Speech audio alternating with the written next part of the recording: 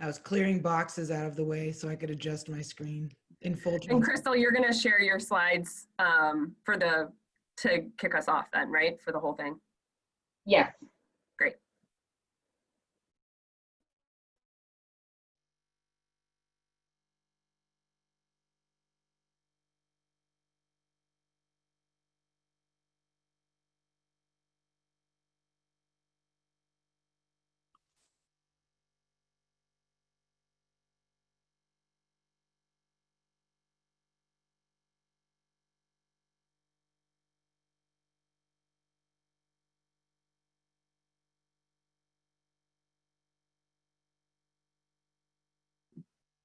Good morning, everyone. Thank you for joining us. We're going to wait 1 or 2 more minutes here as we're still letting people into the meeting. So if you could all just keep yourselves muted, and we'll begin here in 1 moment.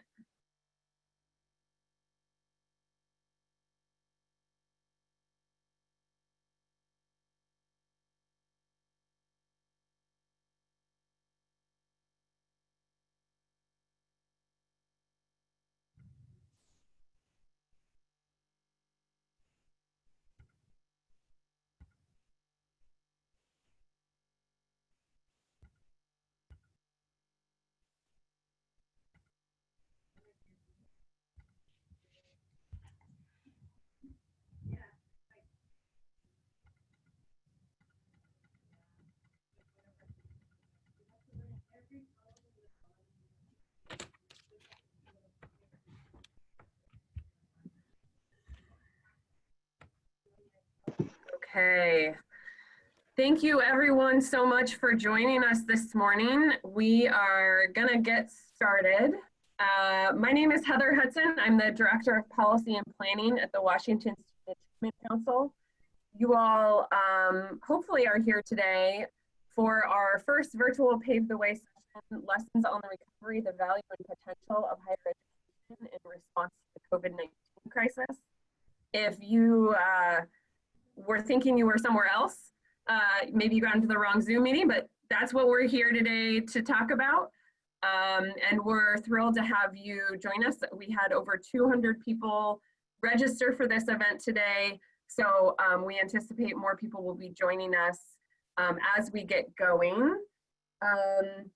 I'm going to give just a kind of quick overview, brief overview of context of the Washington Student Achievement Council for those of you that aren't familiar with us before I hand it off to Isaac Quache and Emma Covert-Croker, who will be presenting the information in their research this morning. And then following the presentation, we'll be asking our panelists to offer their response and reaction and additional comments on the information that is shared. So with that, Crystal, can you go to the next slide?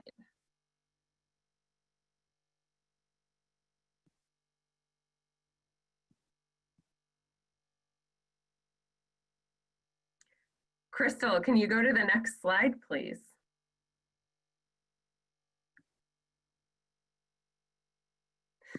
So for those of you that aren't familiar with the Washington Student Achievement Council, also known as WASAC often, we are the State Higher Education Executive Office in Washington State. We lead statewide strategic planning to improve educational coordination and transitions. We support Washingtonians through the administration of state financial aid, college readiness programs, and we advocate for students to increase our post-secondary attainment goal here in Washington State. We have a statewide goal that 70% of Washington residents will have a post-secondary credential, some form of post-secondary credential or degree. And we're very focused on ensuring that particularly students of color who have been disproportionately impacted and not being able to get a post-secondary credential are the focus of the majority of our policy work, of our research work. You'll hear that today in the presentation. And so while many people might know of us as the people that administer state financial aid, you know, Washington College Grant, formerly State Need Grant, we do that, and we do broader policy development on behalf of our state and ensuring that we're focused on increasing post-secondary attainment. Next slide. This is a slide just summarizing and showing our council members. We have a 9-member council appointed by the governor. We're thrilled actually to have one of the panelists today is our council member. And we also have an executive director, Mike Miati, who leads the agency in the operations and the broader policy development of our work. So just one other quick note for those of you that maybe aren't familiar with Pave the Way. Pave the Way is an annual event that we host in person usually in November or December to bring together folks throughout the state of Washington and beyond to inform state policy and contribute what's going on at a local level. It's also an opportunity to share information, research, policy, programs, best practices, and it's an opportunity for you all to network amongst each other. We recognize in a virtual environment that the networking component might be a little bit more tricky. And so Isaac will talk a little bit about how you can engage throughout the meeting today. And we want to encourage you to be in touch and follow up with us and continue the conversation after today. This work will not end in 2 hours. We'll all go back to our day jobs, and many of you might be doing work related to increasing post-secondary attainment, and we want to continue the conversation and that work with you. So we are thrilled to have you for our first virtual Pave the Way event. And with that, I will hand it off to Isaac to begin the presentation. Thank you, Heather. A few housekeeping items for today. Please make sure your mic is muted so we don't pick up background noise. And feel free to use the chat throughout the webinar to comment and ask questions. We'll try to answer questions in the chat, and we'll also be sharing the PowerPoint slides after the presentation. We'll also try to leave time at the end for folks to ask questions after the reaction panel discussion. This presentation today and the report is based on set out to answer a key question. How can we position our state for a strong recovery from the COVID-19 crisis? The first session of the presentation will explore the impact.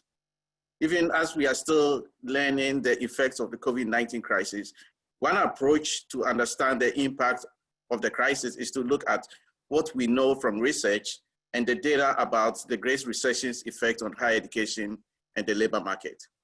We will then follow that with examining some similarities and differences of the Great Recession and the current health crisis.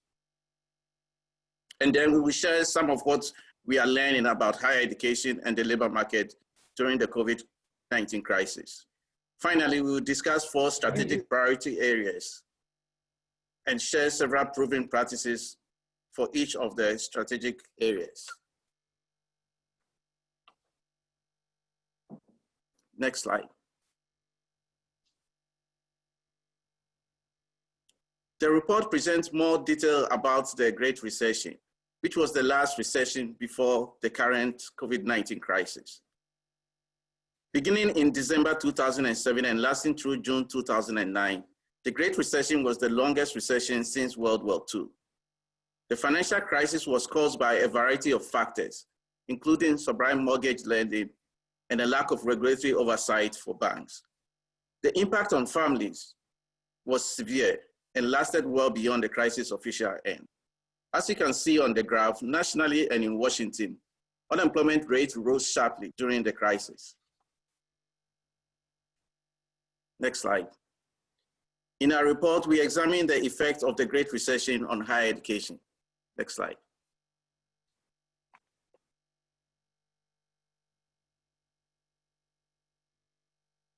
We found that the Great Recession resulted in a surge in post-secondary enrollment. Nationally, post-secondary enrollment grew by about 3 million students. As you can see on the graph, similar to the national growth, post-secondary enrollment in Washington grew during the recession period. The enrollment growth was largely driven by 2-year institutions. Many who were out of work enrolled in higher education to upskill and reskill so that they could re-enter the labor market.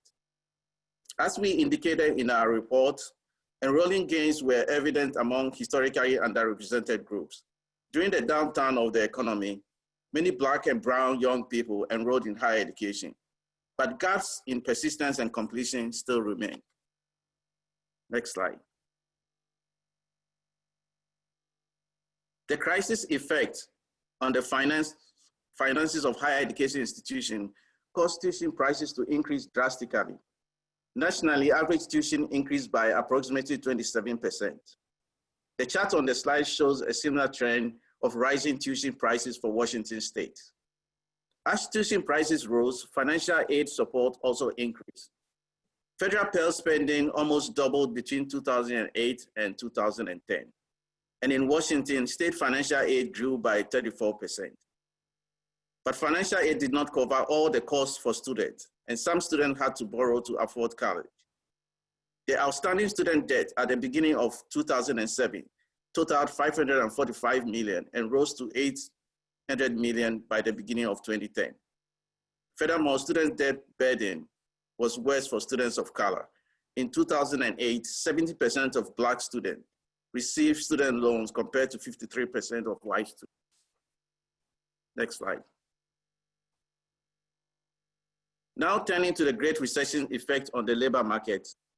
The graph shows on the slide that the unemployment rate was higher during the Great Recession for anyone without a post-secondary credential.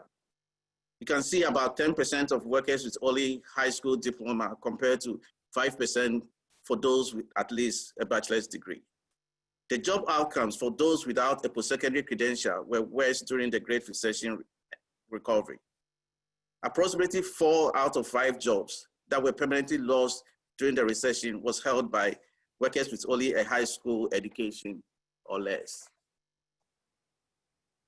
Next slide.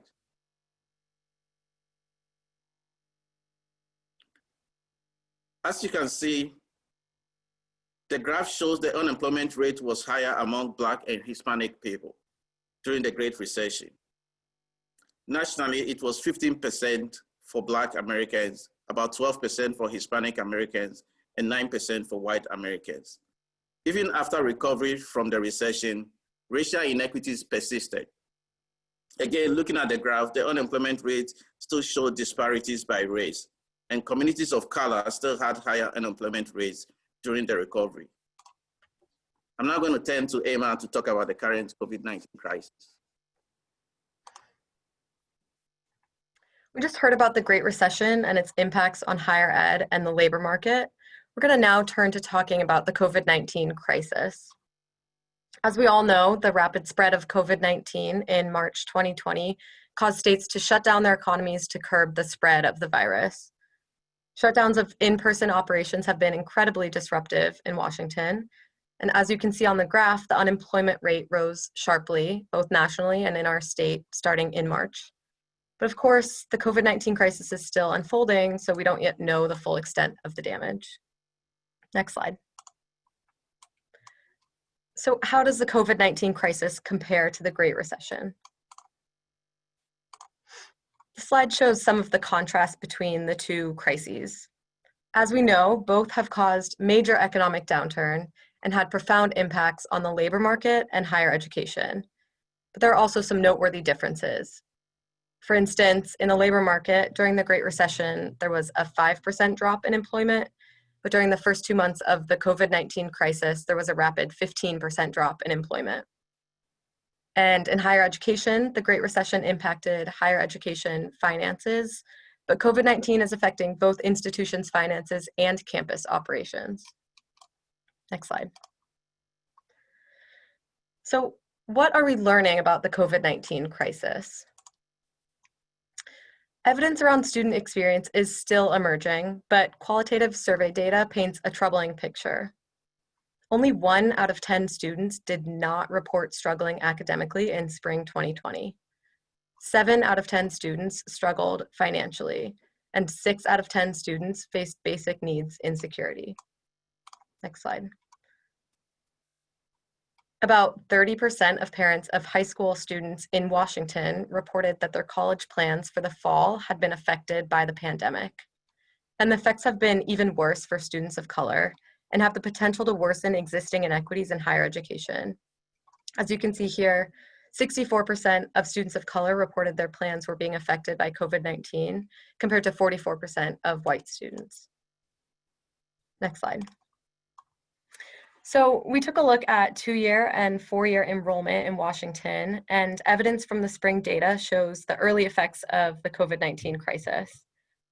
As you can see here on the graph, 4-year enrollment remained fairly steady, but 2-year enrollment saw a 19% drop in spring 2020 compared to spring 2019. When the data was disaggregated by race and ethnicity, the results show that students of color have been impacted disproportionately.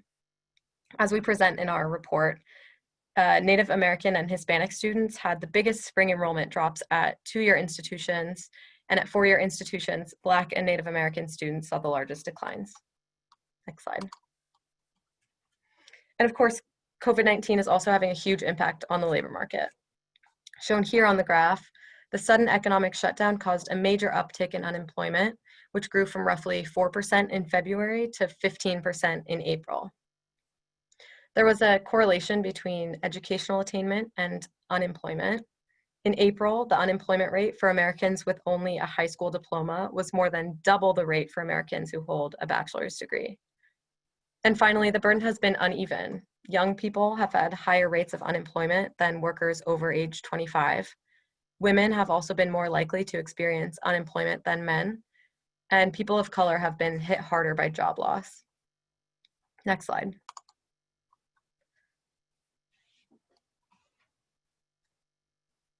In Washington, we're seeing the same patterns. Having a post-secondary credential leads to lower unemployment rate compared to those without a post-secondary credential. Racial disparities are also evident in Washington. From the graph, we can see that most people of color are more likely to be unemployed. Next slide. So with all of that context in mind, what are some strategies to recover from this crisis? We know that those with higher education tend to fare better during times of economic downturn. But we also saw evidence of sliding enrollment during spring 2020, especially at 2-year institutions. So strengthening post-secondary enrollment will be critical for recovery from the COVID-19 crisis.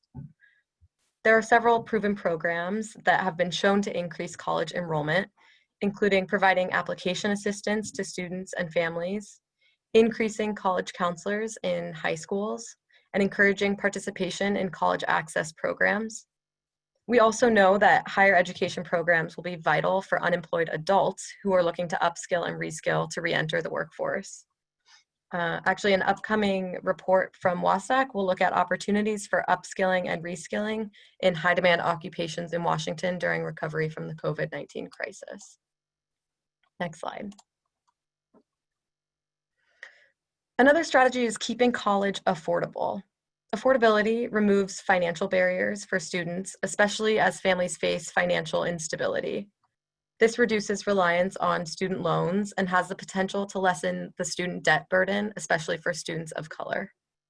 There are several proven policies around affordability, including investing in state financial aid programs like the Washington College Grant, providing grant aid to students, and making sure there is efficient coordination of emergency aid to help students who experience sudden financial challenges. I'm going to now turn it back to Isaac to talk about 2 other strategic priorities for recovery. Thank you, Emma. So we've covered extensively these strategic priorities in the report that we just published. But in addition to increasing post-secondary enrollment and affordability, another strategic priority is investing in high-quality digital learning, which is critical when so many students are learning remotely. During spring 2020, the sudden shift to online learning was especially disruptive to underrepresented students and posed challenges for students' academic progress. But this provides an opportunity for higher education institutions to innovate and to use digital learning to serve a broad and diverse student body. Some proven practices in digital learning include employing technology effectively in online classes, like using interactive learning activities. Some students are reporting that they enjoy interactive activities and learning remotely than just simply watching a video. Fostering virtual connections that allow students to connect with each other and their instructors outside of class time, and continuously evaluating best practices as a way to process improve online learning will be critical. For example, some best practices that have emerged from spring 2020 are using real world examples in class and encouraging students to reflect on what they are learning. Finally, providing students with holistic support is important as students are facing increased challenges during the COVID-19 crisis. Comprehensive supports can help students overcome adversity and succeed in higher education. A few proven practices that can help students are offering comprehensive wraparound support, including advising and financial assistance, adapting successful programs to online formats, including academic coaching and peer mentoring, and connecting students to social services, including public benefits, to help address housing and food insecurity. These strategies covered in the report are some of the proven programs and policies that can help Washington recover from the COVID-19 crisis. But we know there are other proven practices that can help the state recover. So we will try to get into some of that, as we now transition into our reaction panel to provide further insight in some of these areas. Heather will introduce the panelists. Thank you, Isaac. Okay, so we have a stacked panel today. We are super excited to have this diverse group of folks here. Mark Casale, founder and director of Kinetic West. The consulting firm provides strategy development, data analytics, program design, and capacity building. Mark's leadership and consulting firm has provided a variety of support for several statewide efforts to increase college and career access. Angela Jones, Chief Executive Officer at Washington STEM, with a strong belief in community sustainability and generational growth through access to education. Angela has over 25 plus years of passion, service, and leadership in Washington's P20 public education systems. Prior to her role at Washington STEM, Angela served at Washington State University, Eastern Washington University, Spokane Public Schools, and the Wapato School District. We're really excited to have Angela's background in higher education and now in her leadership at Washington STEM around focusing on students of color access to post-secondary education. We have John Krieg, Professor of Economics and Director of the Office of Institutional Effectiveness at Western Washington University. Prior to joining the faculty at Western Washington University, Dr. Krieg was a professor of economics at the United States Naval Academy. He currently serves as a senior fellow at the Fraser Institute, a co-director of the Teacher Educator Learning Collaborative, and as a visiting faculty member at Aalto University in Finland. We have Jan Yoshiwara, Executive Director of the Washington State Board for Community and Technical Colleges. As I mentioned, Jan Yoshiwara is also on our Washington Student Achievement Council. The State Board for Community and Technical Colleges, under Jan's leadership, is a state agency that administers Washington's system of 34 public community and technical colleges, setting policy, allocating state funding, and strategically planning to ensure our students at the two-year systems have a successful and valuable education. And last but definitely not least, we're thrilled to have Jude Ahmed, student at Western Washington University. Jude is a senior. She's pursuing a double major in economics, political science, and German. As a first-generation Egyptian American Muslim, her college career has centered around exploring that part of her identity and how it intersects with other unique identities in the global political climate.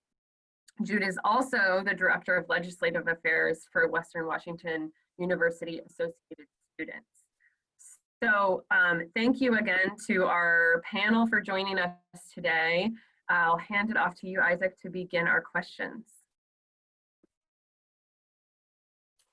Thank you, Heather.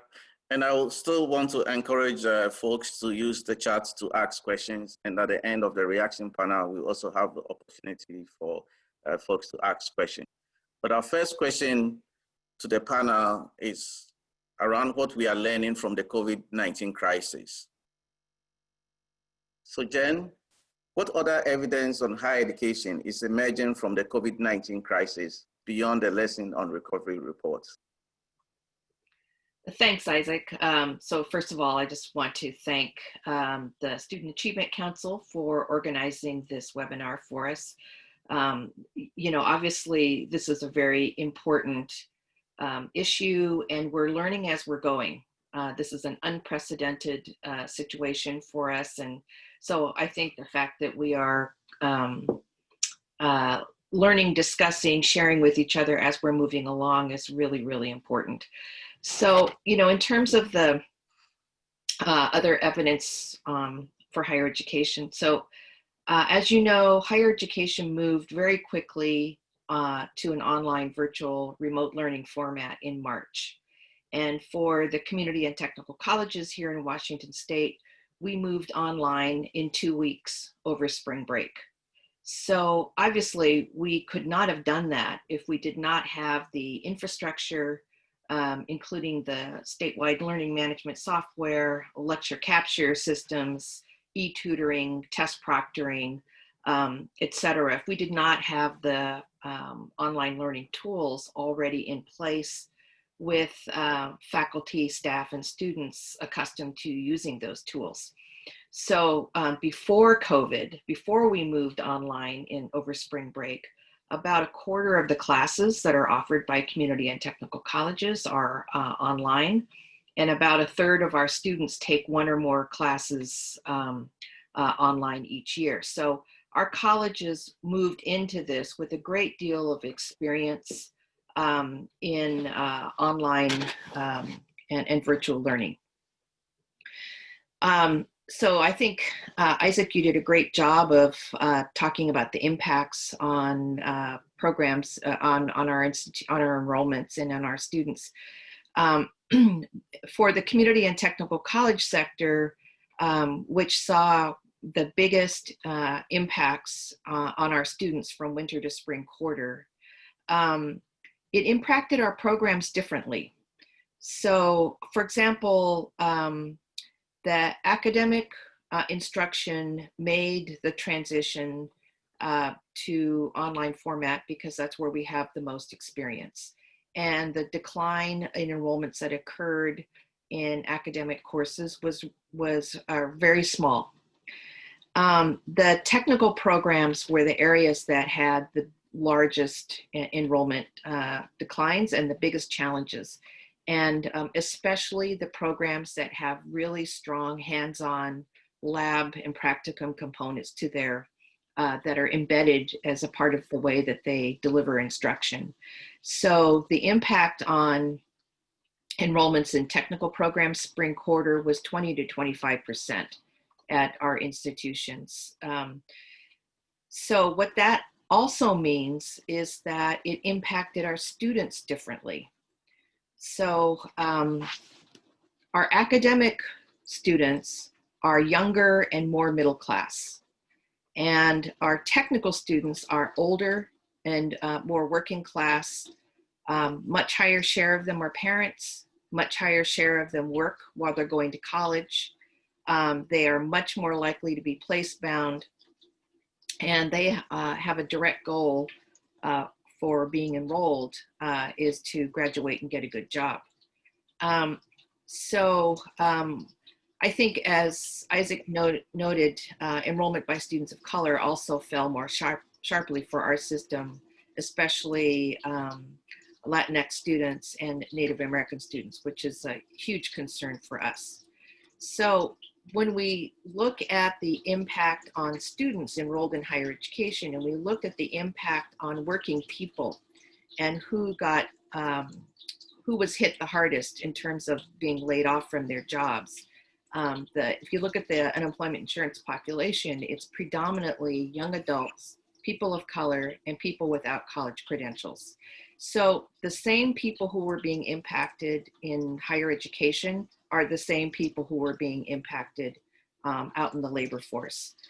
So I think one of the lessons for us here is to think about, as we think about how are we going to mitigate the impacts of COVID in higher education, that we have to think about the kinds of students that have been impacted, and to think about serving those students and reaching out to those students in a different way. So obviously things that we would come up with, solutions that we would come up with around technical programs and technical students, because of the kinds of people that they are different from the kinds of strategies that we would use for young adults who are predominantly in academic transfer programs.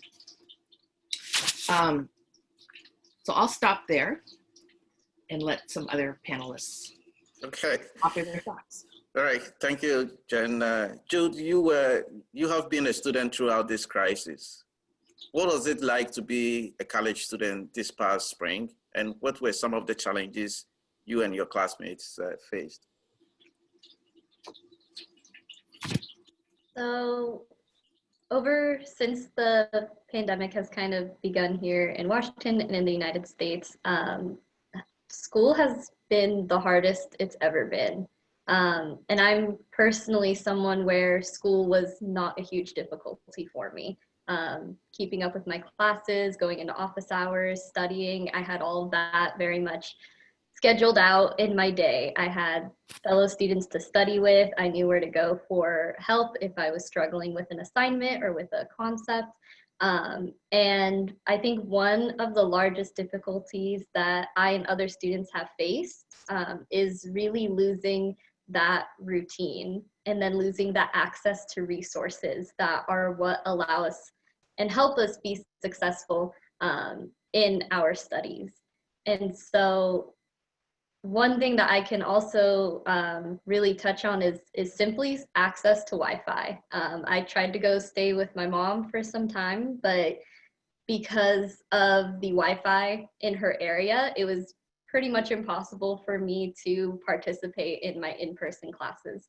And so I returned to Bellingham because the Wi-Fi just happens to be better due to its proximity to the university. And so that's one huge issue that I know a lot of fellow students have been facing going home, especially when a lot of classes are in person and require collaboration with other students. And then of course, just not being able to go to the tutoring center, go to the library, have quiet spaces to study. A lot of students did go home to families where the divide between school and home life isn't so clear, where if you're taking classes online at the same time, you're babysitting your siblings, or maybe you're helping out with housework, you're working a little bit extra to support your family. And so kind of losing that distinction in some way has made it a lot more difficult for my fellow students to really focus on their schoolwork and be able to succeed in their classes. And I've definitely heard it over and over again, just drops in grades. A lot of students have struggled with even being able to communicate some of these home life balance work that they have to do to their professors, and they've struggled to have their professors understand where they're coming from and what specific needs they may have. And so it definitely is going to require a lot of collaboration with our faculty and with our staff as well, in helping students figure out other ways to access these resources. And it's been difficult. And on top of, all of that lack of resources, all of that, that loss of routine and that loss of fellow student support, especially our students of color are facing a huge emotional and mental and often physical burden with regards to just the state of our society, the state of our country. I cannot tell you how many students have been looking to each other to provide support to their fellow Black students and their Black peers because of the strain and toll of the Black Lives Matter movement and that news cycle that's always circling in our heads. And so finding ways to just support that mental aspect as well and to fill in those gaps of peer support is going to be really crucial at this time as well. Thank you, Jude. John, Angela, and Mark, do you have anything to add to what we've heard from Jen and Jude regarding the evidence that is emerging from COVID-19 crisis on higher education?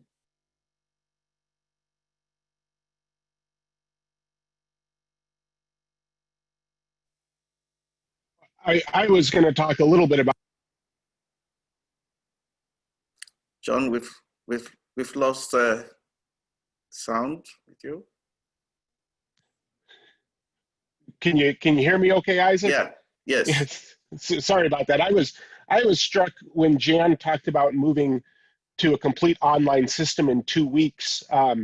There's certainly, we've heard a lot of grumbling about moving from in-person to online classes, but really it's a remarkable achievement that both the 2-year and the 4-year schools achieved in a very short period of time to put classes on online that quickly. And I'm a little, I'm kind of interested in thinking about what that means for our future.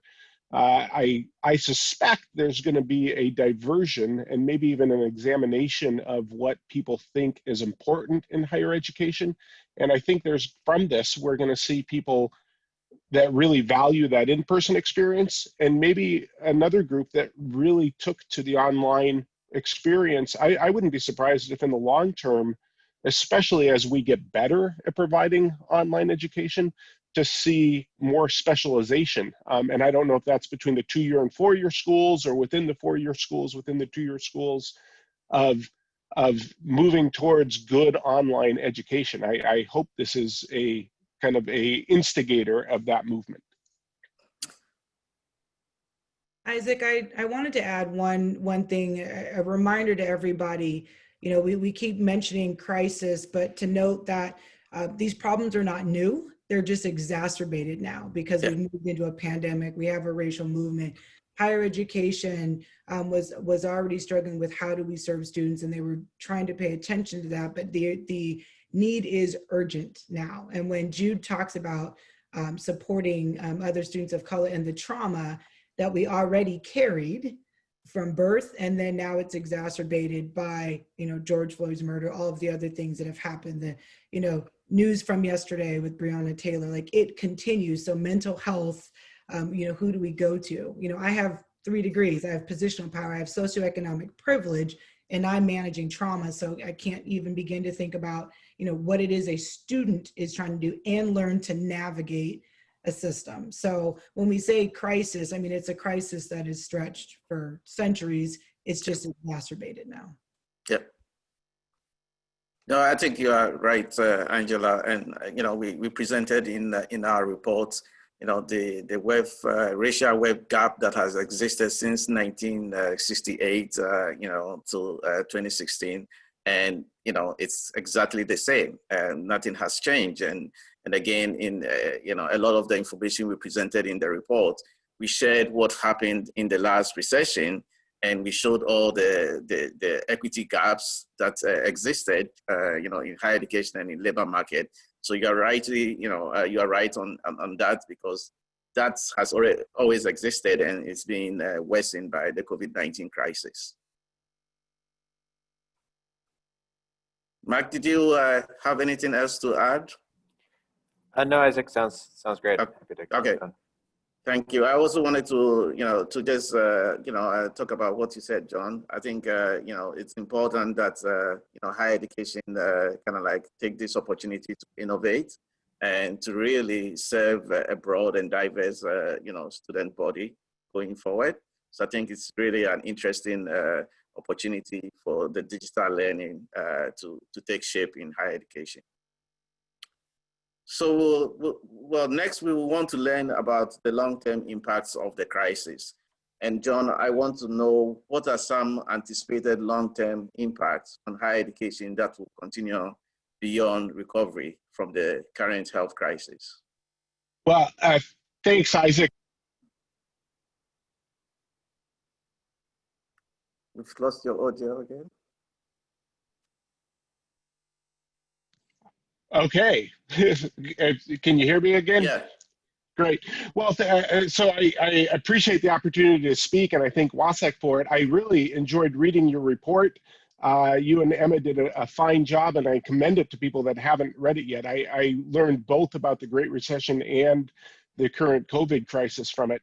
I know you're interested in asking what are the kind of long-term impacts of COVID on higher education, and asking an economist to look into the future is marginally better than asking an astrologist to look into the future. So I will, I'll do my best here, but I don't have any particular great insight into what will happen in the future.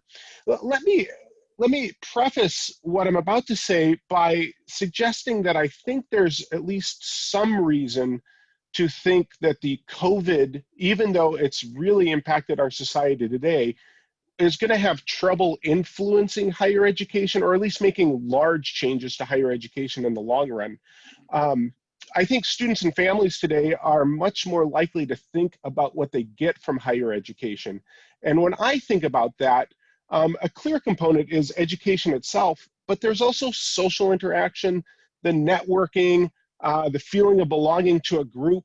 Some people might even call higher education a finishing or perhaps a starting school. And one of the things that best insulates colleges and universities from a shock like COVID is that there really aren't many other social institutions that bundle these things together for young adults. I can't think of other places to learn, cheer for a team, live with people that are similar to myself with similar interests, prepare for the future. There's not many places like that in our society. And so even though COVID has been devastating, especially to vulnerable groups in our society today, without a substitute for that, I think it's possible that universities and colleges look very similar 10 years from now as they did 2 years ago. And so it's possible that COVID impacts might be more marginal than what we currently think about. However, I know you asked me what are some long-term impacts of COVID. So despite having said that maybe these changes are going to be limited, I'd like to at least offer a few ideas. So I think students have been skeptical of online education, especially given the fact that they chose to go in most cases to an in-person experience. And so I think students and families are going to be more likely to ask, what am I really getting for my education dollar? And I wouldn't be surprised to find increased student demand for things like micro-credentials or tailored education programs, perhaps programs designed to meet narrow career-oriented goals. And I think that's going to mean students will end up more vocal about where they spend their efforts and their time and resources.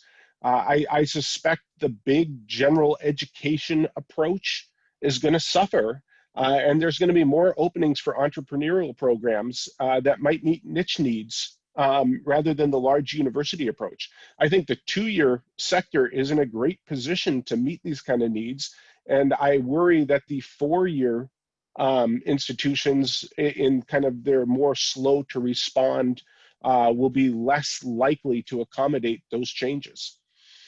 I also think location matters more to students now after COVID than before. Location to home is certainly important right now, and I wouldn't be surprised to find that persisting in the future as students and families realize that there are shocks that can happen, and proximity to home relationships that have been built up there are important. And again, I think this potentially can benefit two-year universities much more than the four-year universities. And so I wouldn't be surprised to see an increase in Running Start, direct transfer agreements, those type of programs in the future. Thinking about the admission side of the universities, we know that standardized testing under a COVID environment has been very difficult, and we've seen universities respond by abandoning them this year. I wouldn't be surprised at all if that becomes a long-term change. I wouldn't be surprised to see many universities abandoning standardized test scores. And of course, that's been in the works for quite a while. I think COVID probably has accelerated that.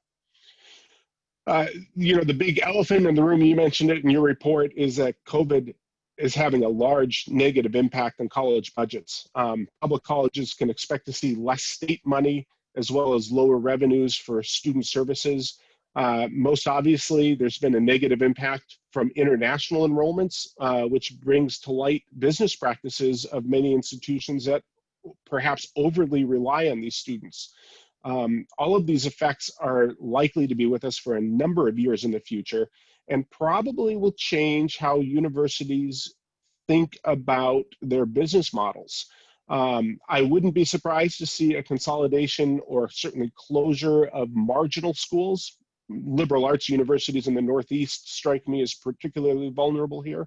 And perhaps even a close examination of the public systems that are put in place. I wouldn't be surprised to see legislators asking questions along the lines, do we have too many universities in our state? Can we consolidate these and still serve students in a good manner, especially if we can really improve online education?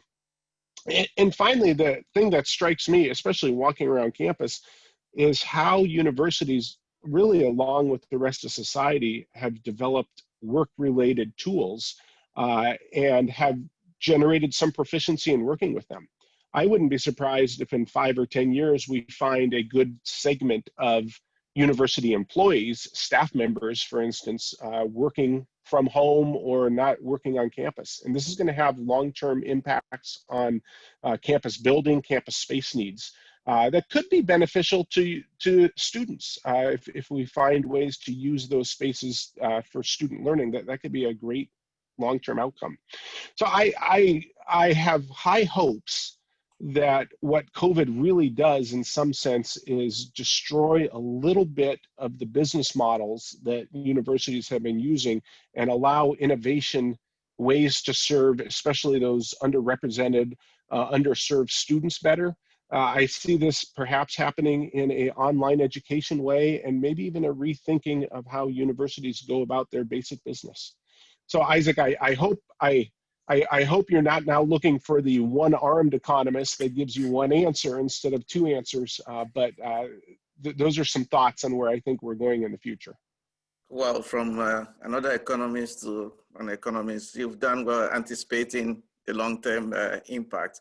But I would like to know from you, Mark, or Angela, or Jen, or Jude, what you all think about, some of the anticipated long-term impacts on higher education that will continue beyond recovery from the current health crisis.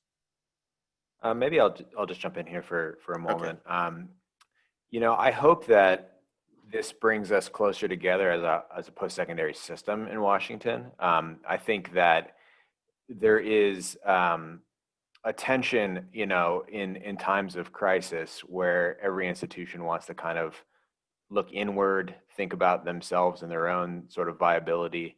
And that's exactly what we don't need right now. As we think about big transformation happening across the system, which John alluded to, things like online education, apprenticeships, thinking about shorter term credentials. There's no need for every campus in our system to reinvent the wheel and do that by themselves, especially not online. I mean, this is a time where we're going to see a breaking down of, I appreciate the comments about localization, and I think that's important and that's not going away, but we can't ignore the fact that work is going increasingly virtual, and I don't see that changing for many careers in the future. And as such, I think that education needs to think about economies of scale when it comes to things like online. And do we really need every campus developing their own, native online platform, or can we rely on a few of the folks who already have something, up and running? So I think that's something to think about. And then I also think we're asking too much of our post-secondary system in some ways right now, and our employer community needs to do more. This is something I work with employers, and Angela does as well frequently, in terms of how to do more in the post-secondary system and see themselves as co-creators of that system and not just consumers of the system. Many employers have been, dramatically impacted by the COVID-19 crisis, but we should be honest about the fact that many employers in our state are doing better than ever, and that those employers have the capacity to do even more, and have transitioned quite well to a virtual environment and can take on students in a career-connected learning setting in that place as well. So I do think we need to be, I guess those would be two thoughts I would have for the system overall is, one, how can we do more together and not balkanize and not compete, but think of ourselves as a system? And then how can we look for other partners and not just rely on the post-secondary system? And I think especially employers need to be counted on to do more. And we need to push employers to do more in this time as well. I think that's a great point, Mark, especially when, looking at the digital learning and how institutions can collaborate and partner with, industry that have really advanced in that area. So I yes. add some thoughts, Isaac. Yes. I think that what we're seeing already is that higher education has more capacity for online delivery. So that is certainly happened across higher education because we all moved classes and services online in the spring. And so what we know from past recessions is that that there's an acceleration of the adoption of trends that are already occurring around the adoption of artificial intelligence and automation and technology into business practices across the society. And that same thing is happening in higher education right now. So just a couple of examples from the community technical college system.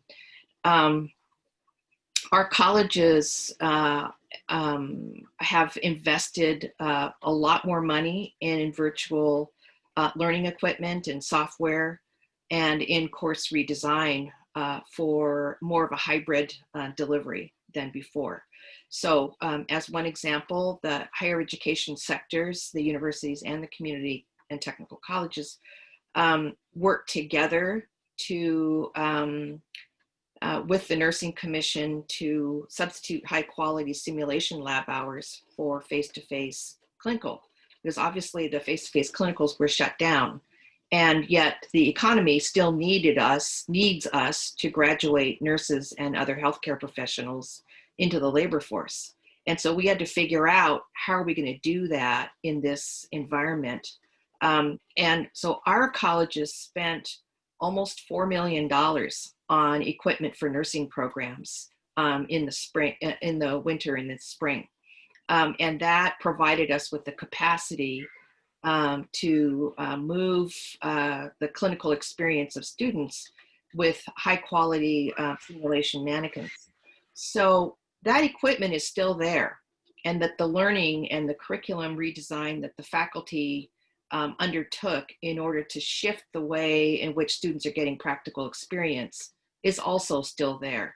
And I think, we have other examples in the area of advanced manufacturing where there was software purchased for our colleges with aerospace and advanced manufacturing programs through our statewide Center of Excellence for aerospace and advanced manufacturing. So, I mean, that's a good example of a consortium approach, I think, Mark, that you referenced.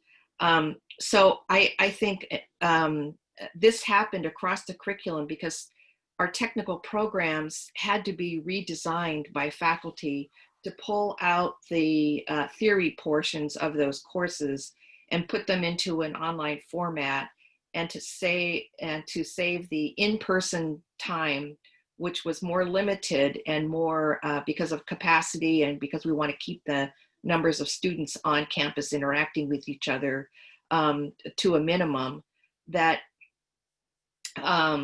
instead of theory practice every day, those pieces got pulled apart.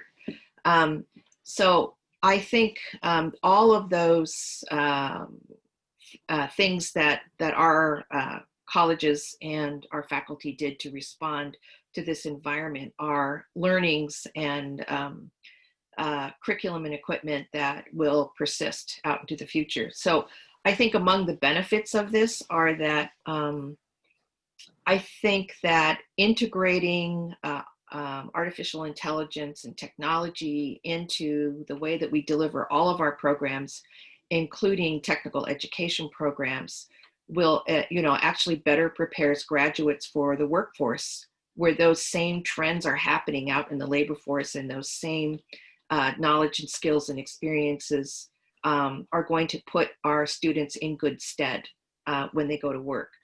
And the second thing is that we have a great deal of experience, as I said, with online delivery, primarily in the academic instruction space. But I think this is pushing our technical programs to be more hybrid in their delivery mode. And this is making those programs more accessible to people who have to working adults, people who have lots of challenges and pulls on their time as workers and as parents, in addition to being students. And I think, Jude, you referenced that to some degree about the challenges of living at home and trying to do many things at the same time while you're a student. So I think that some of this capacity is going to be very positive in terms of our ability to reach greater numbers of types of students who need access to higher education and who need access to those credentials. I just want to put an exclamation point behind John's comment about budget cuts. So we know that for the higher education in general and community technical colleges in particular, that we are going to see a surge in enrollment demand by people who have been laid off from their jobs and who are not going to return to those jobs, and who need to get into a different career pathway in order to get into those occupation and industries that are growing and that are a part of economic recovery. So we have to think about economic recovery for our state as well as economic recovery for individuals. And so if we experience budget cuts, that we know from the past that what will happen is that we will reduce the number of classes that we have available, we will reduce the number of programs that we have available, that the high demand programs are also the highest cost programs, and we're going to really struggle with increasing capacity in the very areas where our economy and our students need us to increase capacity. And so I think this is a significant challenge in front of higher education, is how are we collectively going to be able to support and speed economic recovery for our state by educating and providing skills and talent development for the very people that our economy needs to get back on its feet. Thank you, Jen. Angela and Joe, do you have anything to add? The only thing I would add is, as higher education moves forward, to continue to look at what is it we're offering, what are the majors. We can't keep offering 100,000 different things. When you heard John, in terms of outlook, what people are looking for, we really need to look at what does the state of Washington need? What do our students and families need? In particular, if we're talking about generational growth for our students and families, for many, going and getting that credential changes the trajectory, not just of that student, but of their family and of generations. That's what it did for my family. And so, what are you offering and helping students find meaningful career pathways so that they can, I don't love living wage. At Washington STEM, we believe in students being able to access family sustaining wages to be productive citizens and residents of their community. So it's the only piece I would offer, along with, funding was already mentioned, but we really need to look at our fee structures and figure out how we don't compete as well, because we end up, I will admit, as a vice president, I lived in that scarcity mentality at times. Like, I'm competing, with the other regional institutions when I was at a regional institution. It really should be, what do the students in the state of Washington need? How do we build a funding structure that doesn't implode when students have to go home? Because I was feeing students to death as a vice president of student affairs. So those are the things that we need to take a look at, because it's not a sustainable long-term structure. Thank you, Angela. Jude? This is piggybacking a little bit off of Angela, and then also earlier when John was talking a little bit more about some of those social implications and the questions that students are going to be asking universities in terms of, what are we getting out of this? But what comes to mind is that one of the strategic priorities for recovery that was in the report was enrollment. And I think I'm also a student admissions representative for Western Washington University. And so I interact constantly with prospective high school students or students that have already been admitted and want to know, what university are they coming to? And we try to be super candid about what supports are available for students, why they're going to find value in their education. And so I think when we look at strengthening enrollment, we also need to make sure that we are effectively, accurately, and ethically advertising our universities. That when we talk about student supports, that and that's going to be a big draw for our students, that we make sure that those student supports are also well-rounded out. We need to see which students aren't being able to access those supports, or which students do the resources on our university campuses just don't have the capacity to serve, or in some cases just are unaware of those student needs. And so one thing that I hope long-term higher education focuses on is really rounding out all those different structures within the university that students are paying for, and making sure that they're actually going to be tailored for our underrepresented students. And so our BIPOC students, our students with disabilities, students who may be veterans or related to veterans, as well as LGBTQ plus students. And of course, there's so many more individual experiences that I'm not able to encompass. But we really need to make sure that there is something for those students, because we can't just be enrolling students with this promise of higher education, fixing a bunch of problems, but then have them re-traumatized through that process of higher education, or, start paying money and start getting involved and then just find that they lack support and are unable to complete their degrees. Thank you so much, Jude. A good transition to our next question.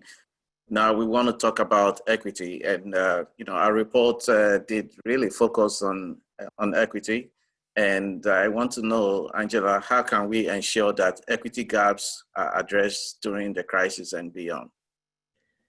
So many things to say. Your report did a good job of breaking down places where Washington STEM tends to start. So obviously, we love looking at data. You've talked about the data, you've talked about the systems inputs, and you've talked somewhat about root causes. So I'm not going to spend the little valuable time we have together talking about data. What I'm going to push the 107 people left on this call right now to think about is how we can be human as we figure out this equity piece, because we have systems, right? But we power the systems.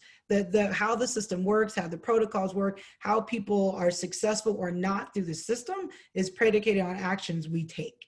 And so as people in the chat are looking for strategies, I can give you really technical ones, I can give you really simple and quick ones, and I'm going to give you some simple and quick ones.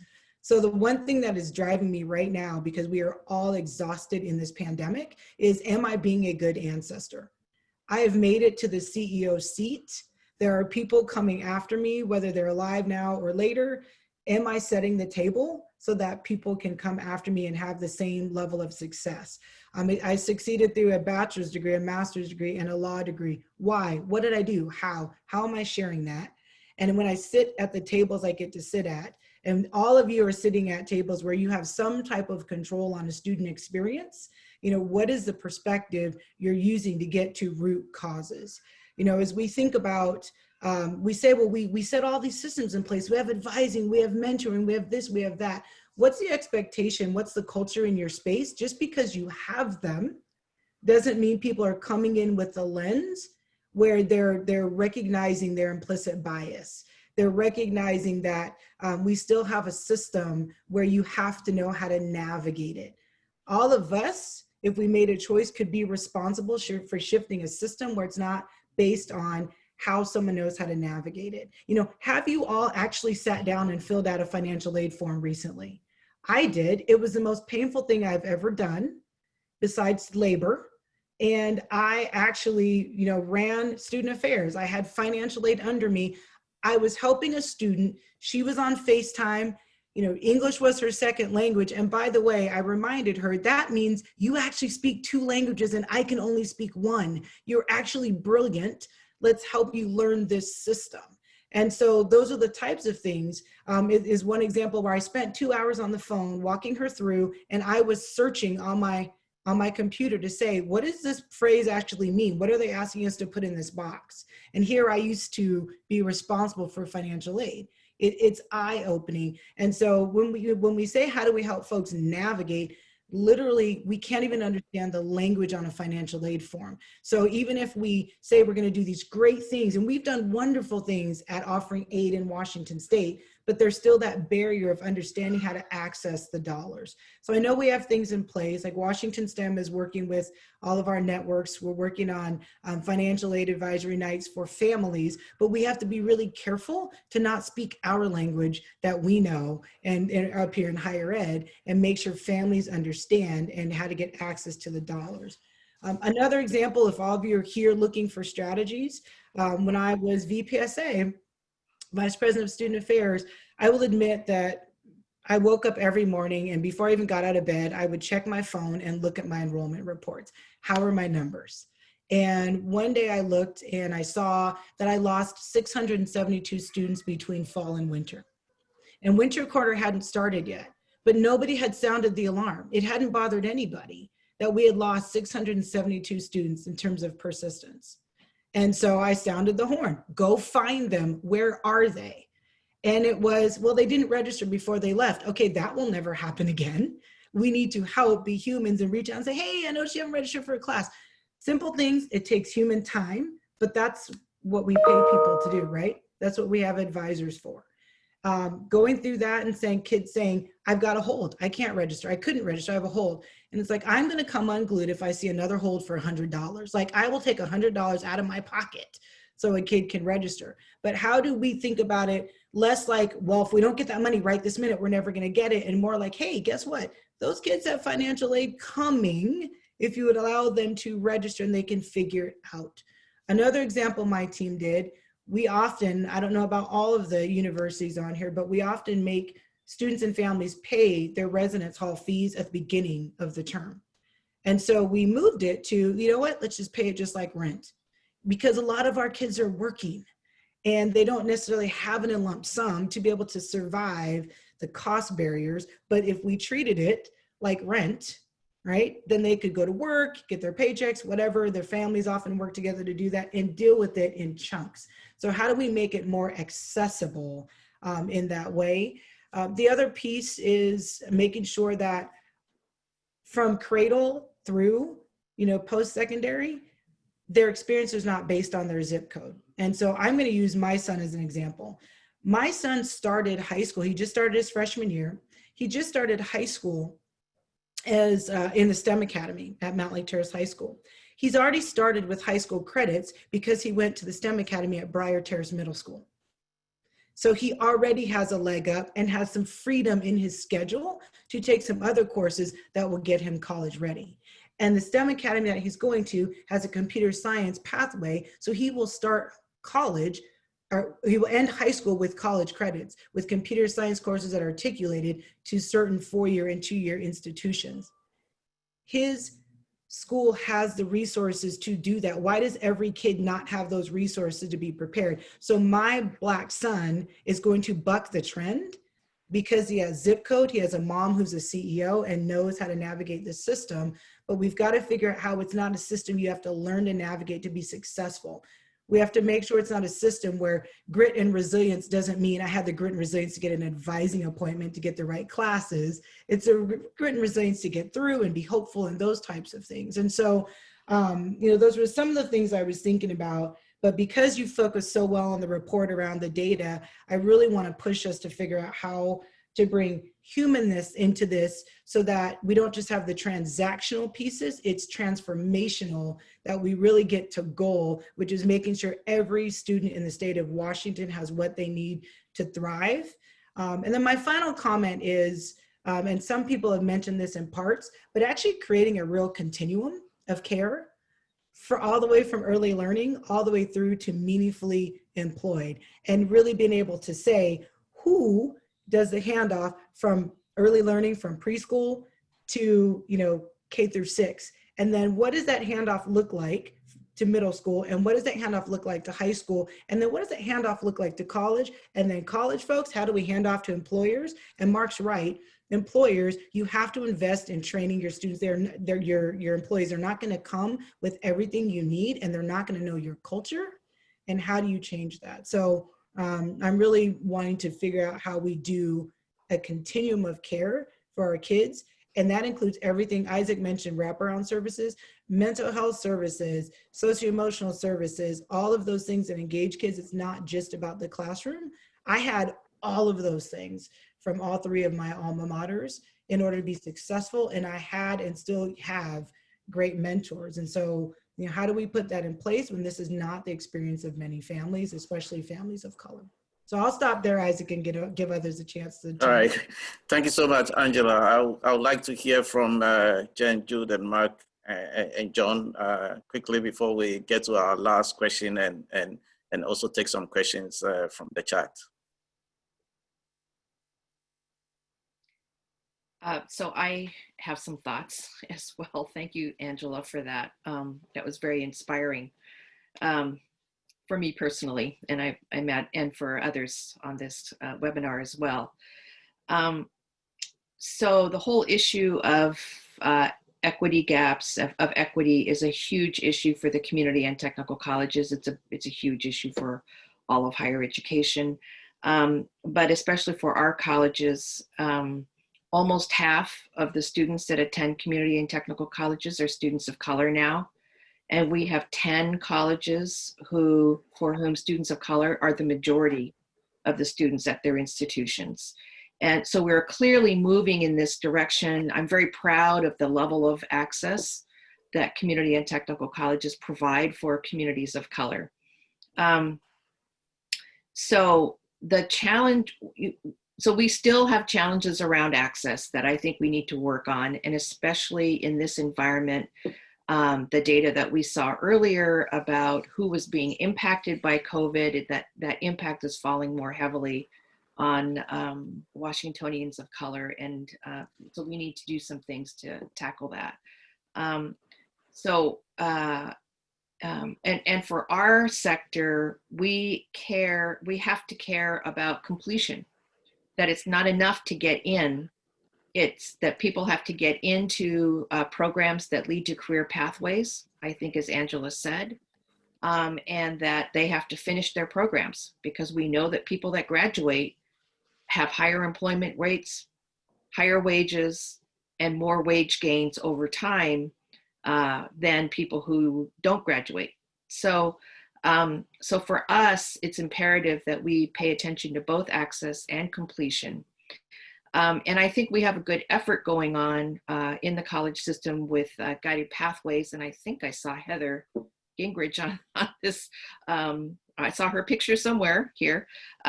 So really want to thank College Spark Washington for their partnership in getting the college system started with guided pathways.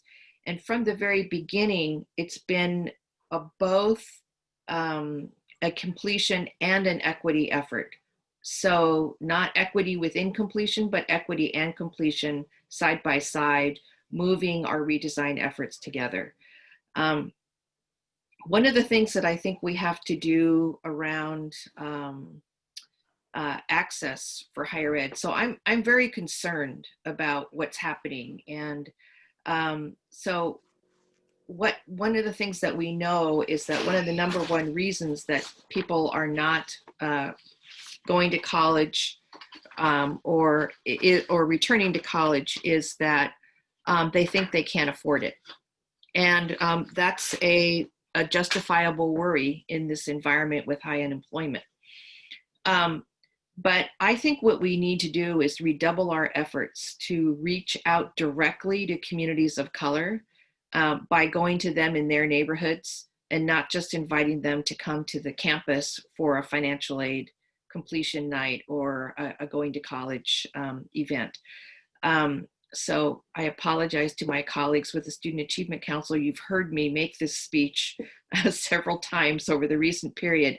But I think we have to go out to them and create an army of people that are like Angela, who will sit down with families of color and help them figure out how to fill out a financial aid application, because that's step number one for deciding to go to college. The only reason you would fill out a financial aid application is if you're planning to go to college.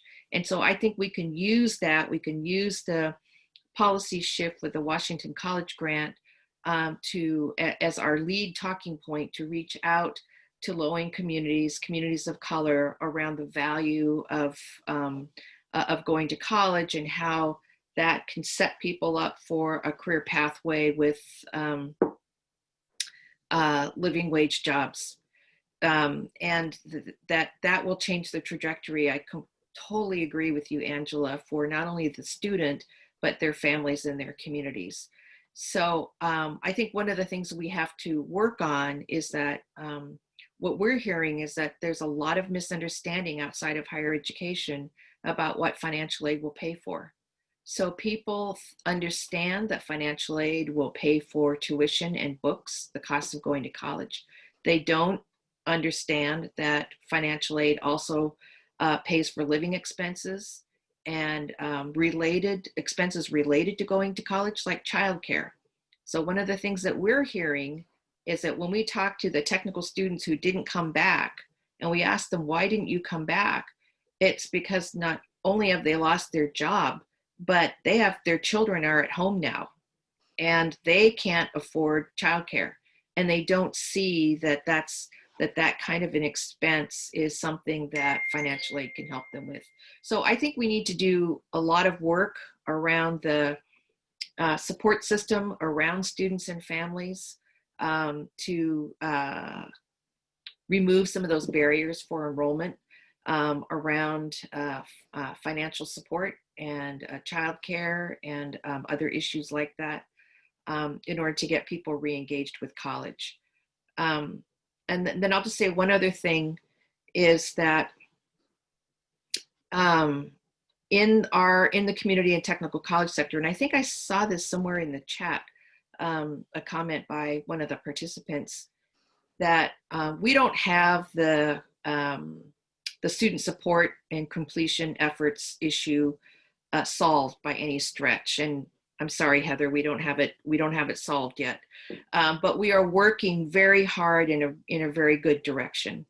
The thing that we are now working to take a bigger swing at is redesigning curricula so that it is anti-racist. So again, the College Spark Washington Foundation provided us with a grant to redesign English 101 classes for an anti-racist curriculum redesign. And English 101, as those of us in higher ed know, is the most commonly taught and taken class throughout the curriculum at any college or university, because everybody has to take that class and pass it in order to earn a degree. So it's really important that we tackled this as our first shot at this out of the box. And I think as we work our way through this grant project, we are going to learn a lot about what does that mean to have an anti-racist curriculum. And we can take that learning that we develop collectively and apply that to other areas of the curriculum across programs at our institutions. So I'm really excited about some of the things that we have in motion. we have a huge amount of work to do, I think, to really, I hate that expression, but move the needle so that we are really tackling, that we are showing some results around the equity gaps that exist in higher education. Thank you, Jen, so much. To be mindful of everybody's time here, we have only a few more minutes left, so we'll jump to the last question and see if we can answer a few questions in the chat. I know some of the questions are already been answered in the discussion. So I will jump to the final question here. And finally, we want to talk about what policymakers can consider. And Mark, we want to know what additional strategies beyond those we have touched on today from the report should institutions and policymakers consider? Well, I'm gonna take a cue from Angela here and think about us all being a good ancestor. And there's something that's gonna be really hard that we all have to do over the next few years. And that's redesign our higher education funding model in the state. It's gonna be ugly, messy, annoying. But right now we don't have a funding model that will scale to serve the needs of the students that we're going to bring into our system. If we're really serious about the 70% goal, that means 25, 30,000 more students per high school class enrolling in post-secondary.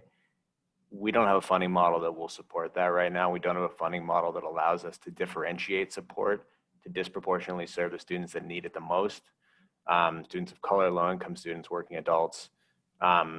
We don't have a funding model based on outcomes, more inputs, and we have an incremental model, at least with the 4 years, where every year we're arguing for base plus and not thinking about what students we have, what it truly costs to educate a student in Washington. We're going to be talking about money this year in the legislature for sure. So let's not talk about it in just kind of a narrow short-term, what do we do this year way. Let's start paving the way to actually reform and redesign our funding model to set us up for the future. Because I don't think we have that right now. So I know it's a big bomb to drop on the group right now, but it's sort of the unspoken thing, I think, in a lot of our conversations. And I think it's something to consider. Okay, thank you so much, Mark. Probably in the next 2 minutes, if Jude, Angela, and John, and Jen, if you have anything else you think policymakers and institutions should consider, if you can share that.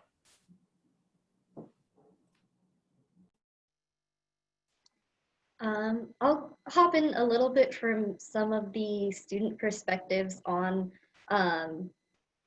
that we're hoping that especially our, our 4-year and 2-year institutions consider, and that policymakers also kind of find ways to, support and assist in.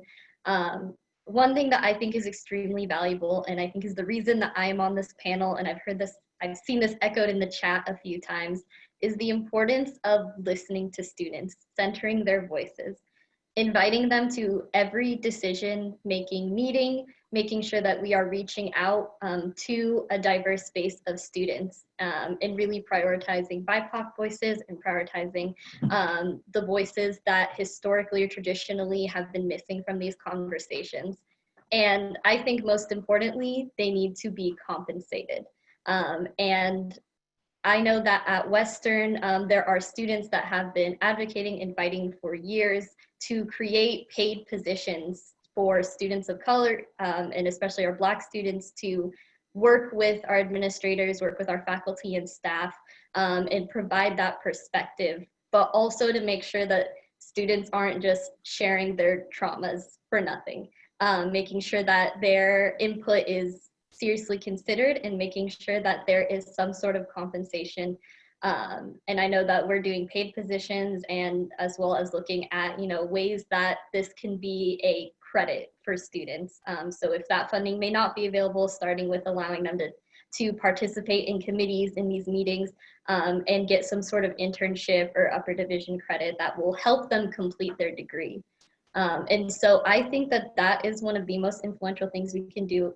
And I know that I'm kind of talking on the microcosm of, Western and on the university level, but I think that is something that for all of y'all that are a part of higher education advocacy groups, it is so important that we invite as many students as possible to the table. Another strategy that I've seen really working in my community is community aid initiatives. I think that there could be a lot of room for universities and institutions and policymakers and all sorts of groups to really get involved in those community aid initiatives, because they're started by actual community members that are in touch with local resources, that know what basic needs, as well as what security their community needs. Just as a quick example, we have in Bellingham, WW Community Aid, and this was started by Western students to help relieve some of the financial burdens of their peers. And this organization has raised over $50,000 in the past 5 months, which is extremely inspiring, especially knowing that a large chunk of those donations came from other students. And while that is something that I'm extremely grateful that my community is willing to invest in each other like that, it's a little scary that these are college students that are pretty much looking, that, are literally funding each other because they're trying to support each other and hope that in the future, if something happens to them, they'll be able to reach out to this community as well. And I think that's something that we should really look towards and appreciate that work and hopefully find ways to implement them in a way where we're not just passing around, as I talked to Savannah, who's on this chat earlier, we're not just passing around the same $20 between the same students that are struggling financially.